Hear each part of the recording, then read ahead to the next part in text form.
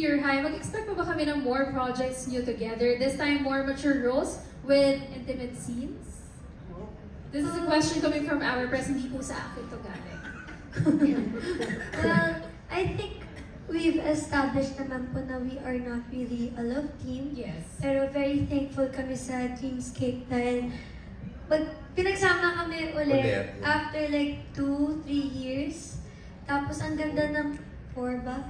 Ang ganda ng role na binigay sa amin. Pero tulad ng si Kyle, meron na po siyang upcoming project. So I think meron po kayong may expect sa amin as an individual po. Pero sa mga Caldea fans namin na sobra kaming nagpapasalamat sa kanila, what I can say is, meron silang pwedeng i-expect sa last week of senior high sa eksena namin ni Kyle. Na Baka this week eh. Diba right? Baka this week. Baka nga this week. And feeling ko magugulat sila and kayo din. Pero ano yun, talagang ilalagaan namin yung eksena na yun ni Kyle and talagang pinag-usapan namin, pinaghandaan po namin yun. Kasi ang ganda kung paano siya sinulat para kay Obet at saka kay Sky. So sana magustuhan ng Caldea fans at ninyo, supportahan niyo po yung senior. Yeah, pero I think, Andrea, follow up lang din sa question na yan. But you've been very vocal about, you know, not wanting a love team. You really want to go solo palagi. Why is it? I think, nagsisimula po siya, nag-start pa lang kasi ako ng acting ko at age of 7.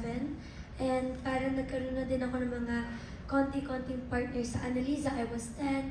And then, si Grape, si JK that actually naging partner ko before. And dami ko pong pinagdaanan na sa mga shows ko na lagi ako may nagiging kapartner. Tapos, nung nagkaroon lang ako ng opportunity na parang, uy, parang pwede na ako mag-solo artist. Parang gusto ko siyang i-explore. Tapos ngayon, super ko po siyang na-enjoy lang. And mas nakikilala ko kasi yung sarili ko at yung sarili ko bilang isang actress. At mas madami lang po akong pwedeng, parang paglaruan at mas madami akong pwedeng makatrabaho na bago. Yun lang po. Parang ang tagal ko lang kasing madaming partners. Just wanted something new. At habang mas bata pa ako, mas madali pang mag-explore. At habang hindi pa ako super sanay, para hindi ako maging super dependent din po sa, for example, kung magkaka-partner ako. Part of your growth as an actress na, maganda rin naman talaga. Pero like, support din ako sa mga lahat na may love team. Pero siguro, na-realize ko nang, I think it's just not for me being paired up with a partner. Parang, I think, personally, mas nakakita ako ng personal growth kapag mag-isa po ako eh. So yun. Pero support ako sa mga love teams. Like, nothing against them. Like, hindi ako yung parang ayoko kasi. It's just my personal opinion and experience ko lang po. Yes, and we respect that, of course. Sama kayo, EJ. Yes. I have a question for the reason why they're here because they're good. Nilagay sila dito dahil mahuhusay silang support cast as great actors. I'd like to ask si Floyd at saka si Rans at saka si and Kaki Tidoro and Annabeth Santos na rin. How was the experience working in this socially relevant project ng ABS-CBN Studios and Dreamscape? Let's start with Floyd.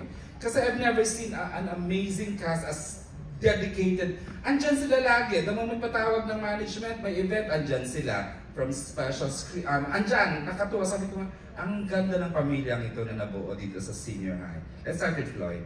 Totoo po yun.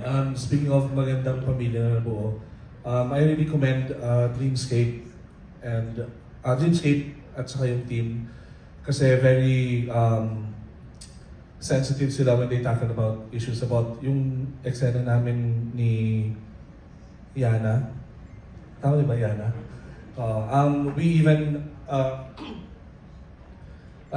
even have our intimacy coordinator para walang na-violate na boundaries ng bawat actors also. And doon pa lang na-appreciate ko na kung ganito ka-sensitive maghawak ng mga eksena yung production, mas magiging klaro sa mga manonood na ganito pala dapat itakal yung mga ganitong klaseng usapin sa lipunan. So, we've always been like that sa Dreamscape. Very, very careful with even the littlest things na makaka-apekto sa relationship ng actors. That's how we do it. That's how we do the production. Yes, that is Okay. correct.